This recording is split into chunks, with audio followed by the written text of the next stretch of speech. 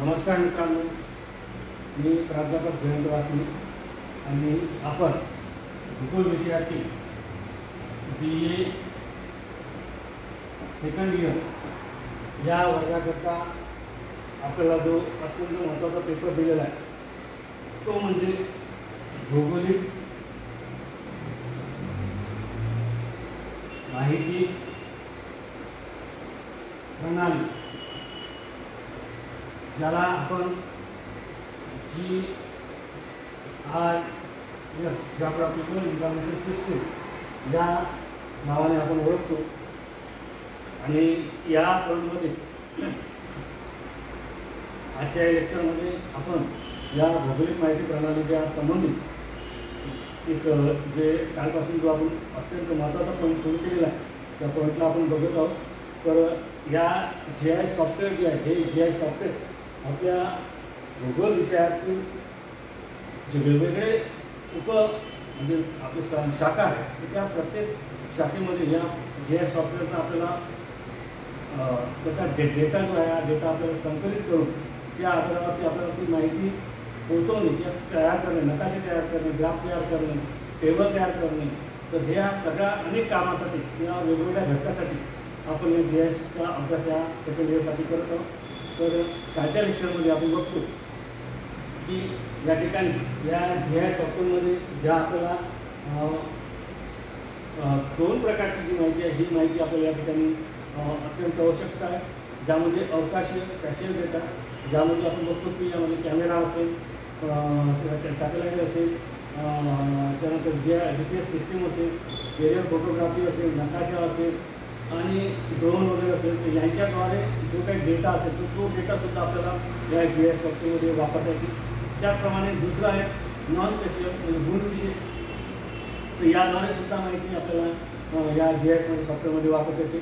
ज्यामध्ये आपण बघतो की वेगवेगळे शासनाचे जे सेन्सस हँडबुक आहे, आर्थिक आणि सामाजिक समालोचन असेल, वेगवेगळ्या स्वतःच्या कृषी संबंधित संशोधनाचा डेटा असेल, संशोधनासंबंधित डेटा असेल, तर ह्या जो डेटा आहे आपला डेटा या GIS सॉफ्टवेअरमध्ये आपल्याला वापरता येतो. परंतु हे जे घेतलेला डेटा आहे हा डेटा आपल्याला जे दोन महत्त्वाचे मॉडेल या दोन मॉडेलचा आपल्याला या ठिकाणी उपयोग हा GIS सॉफ्टवेअरमध्ये करून आपल्या त्या आधारावरती वेगवेगळ्या ज्या इमेजेस आहेत, उपग्रहाच्या सॅटेलाईटच्या इमेजेस असेल, हवाई शास्त्रज्ञाच्या इमेजेस असेल, तर या इमेजेसचं आपल्याला विश्लेषण हे करता येईल. तर ते दोन पॉईंट आपण कालच्या जे मॉडेल्स आहेत तर ते दोन मॉडेल्स आपण या ठिकाणी काल अभ्यासाला सुरुवात केली होती. त्यामधलं पहिलं मॉडेल जे होतं ते होतं रास्टर मॉडेल आणि दुसरं आहे व्हेक्टर मॉडेल.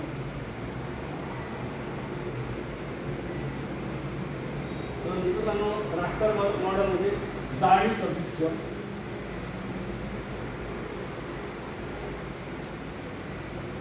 जाळी म्हणजे आपण बघू शकतो की या प्रकारच्या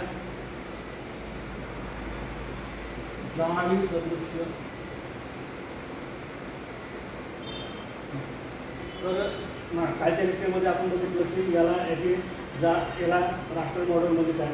तर मित्रांनो, जर आपल्याला GIS सॉफ्टवेअरमध्ये काम करायचं असेल तर आपल्याला या ठिकाणी हे दोन मॉडेल अत्यंत महत्त्वपूर्ण आहे. ज्यामध्ये आपण बघतो की जाळी सदृश्य हे जे मॉडेल आहे या मॉडेलमध्ये आपण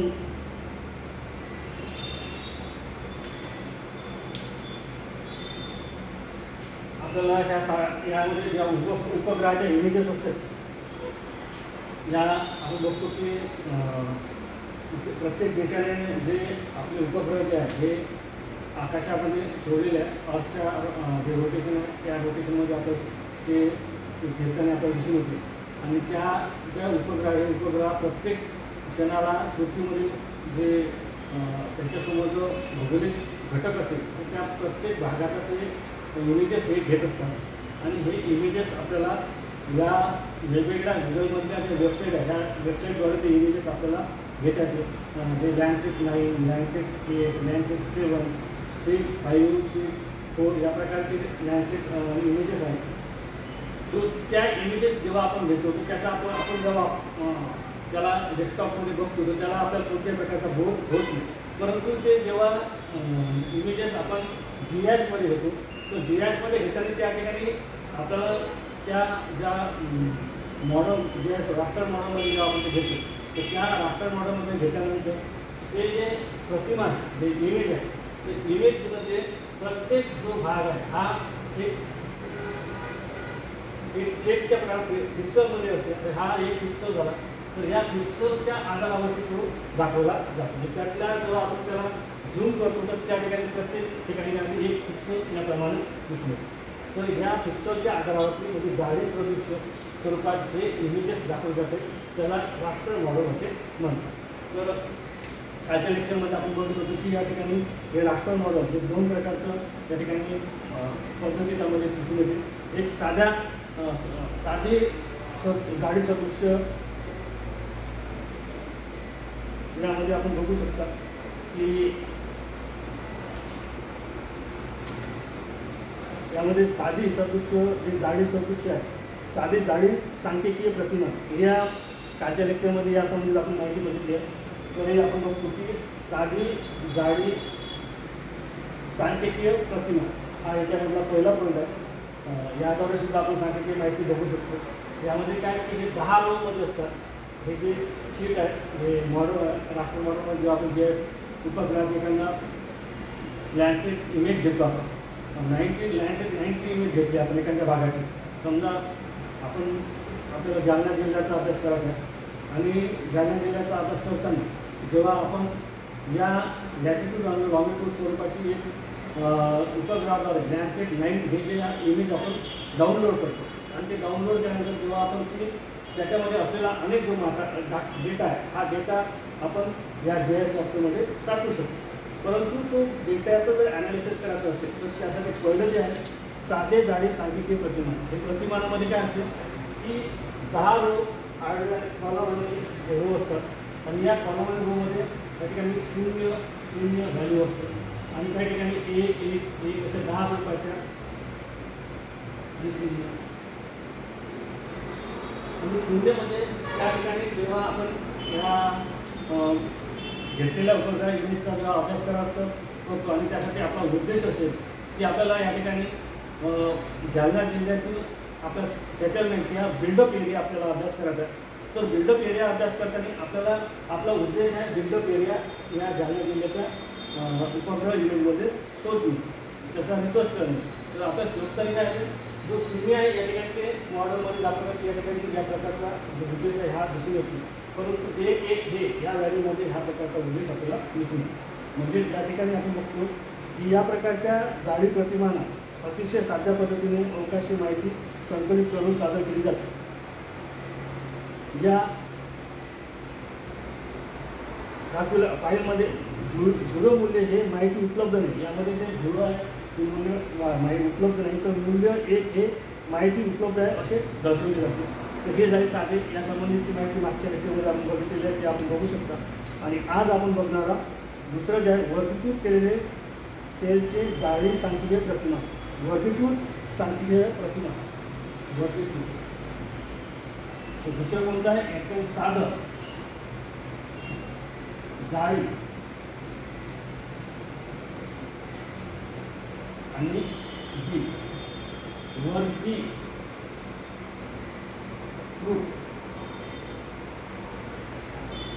जाळी सांख्यिकीय प्रतिमा.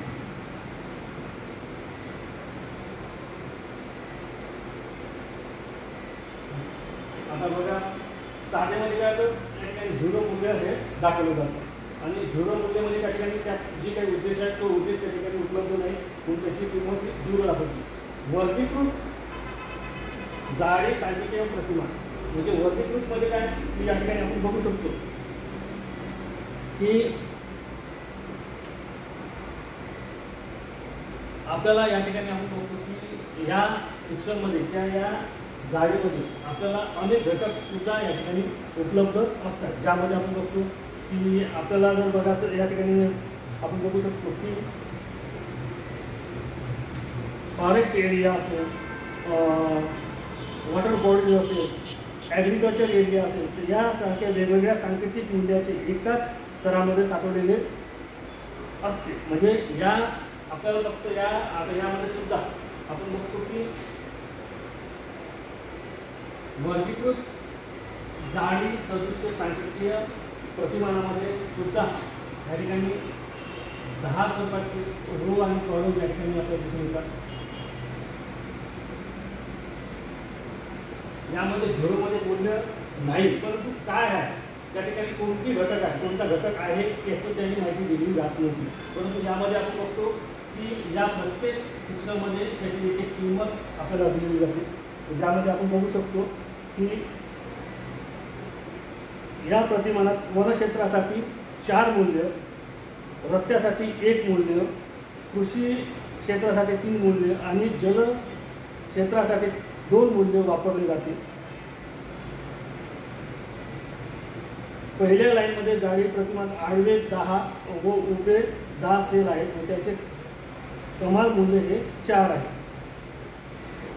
म्हणजे यामध्ये 10 सेल आहेत आडवे आणि उभे स्वरूपाचे आणि या ठिकाणी प्रत्येक घटकाला एक एक किंमत दिली आहे. समजा या भागामध्ये रस्ता आहे, याची किंमत वेगळी आहे.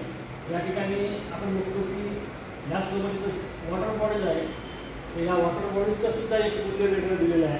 तर या ठिकाणी आपण बघू शकता रस्त्यासाठी 1 मूल्य दिलेलं आहे, वनक्षेत्रासाठी 4 मूल्य दिलेले आहे. तर अशा प्रकारे या प्रतिमानाद्वारे आपल्याला कोणत्या पिक्सलमध्ये कोणते घटक आहेत त्या घटकाचा आपल्याला अभ्यास करता येते. या ठिकाणी फक्त एकाच घटकाचा अभ्यास करता येतो. झिरोमध्ये मूल्य कोणतं होतं म्हणजे मूल्य नाही असं म्हणत होते आणि त्या ठिकाणी कोणतं मूल्य हे आपल्याला कळत नव्हतं. परंतु वर्गीकृतमध्ये आपल्याला प्रत्येक जे रस्ता असेल, बांधकाम झालेलं असेल, ठिकाणी तलाव असेल, नदी असेल, आणखी काही असेल तर त्या म्हणजे सरोवर असेल तर याचा सुद्धा आपल्या वॉटर बॉडीसुद्धा या ठिकाणी मूल्य दिलेलं दिसते. त्याचप्रमाणे आपण बघतो या ठिकाणी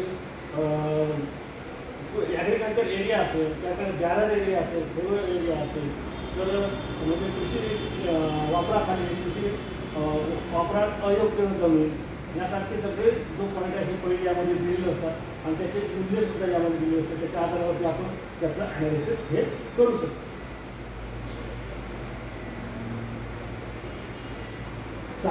साध्या जाडी प्रतिमानात माहिती उपलब्ध आहे किंवा नाही याची कल्पना येते. म्हणजे साधे ज्यामध्ये होतं 1 मध्ये माहिती आहे आणि 0 मध्ये माहिती नाही हे आपल्याला माहिती म्हणजे त्याची आपल्याला कळत होतं. पण ती माहिती कोणत्या घटकाची किंवा वर्गाची आहे हे सांगता येत नाही. त्यामुळे विविध घटकाविषयी किंवा वर्गाविषयी माहिती साठवण्यासाठी वेगवेगळ्या तराची आवश्यकता लागते. पण वेगवेगळ्या तरामध्ये दाखवलेले घटक हे जर सारख्याच ठिकाणी नसतील तर ते एकाच स्तरामध्ये दाखवण्याची शक्यता आहे. त्यामुळे वर्गीकृत केलेले सेल प्रतिमानाचा वापर करतात. या जाडी प्रतिमानात वेगवेगळ्या घटकाचा वेगवेगळ्या सांकेतिक अंक दिलेले असतो. म्हणजे प्रत्येक घटकासाठी वेगवेगळे अंक दिले असते ज्याची आपण माहिती आपल्याला सांगितली. वनक्षेत्रासाठी 4 मूल्य, रस्त्यासाठी 1 मूल्य, कृषी क्षेत्रासाठी 3 मूल्य आणि जलक्षेत्रासाठी 2 मूल्य वापरले जाते.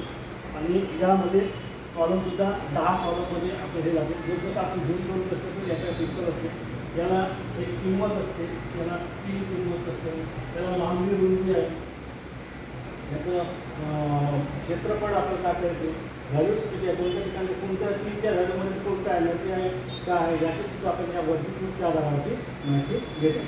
तर अशा प्रकारे साधे जाडी सांख्यिकीय प्रतिमान आणि वर्गीकृत जाडी सांख्यिकीय प्रतिमान असे हे 2 महत्त्वाचे पॉईंट या ठिकाणी आपण अभ्यास केले आहे. आणखीन या ठिकाणी 3 जे पॉईंट आहे हे आपण 3 पॉईंट बघून आहे आणि पुढच्या लेक्चरमध्ये आपण हे 3 पॉईंट आपण बघूया. तोपर्यंत धन्यवाद.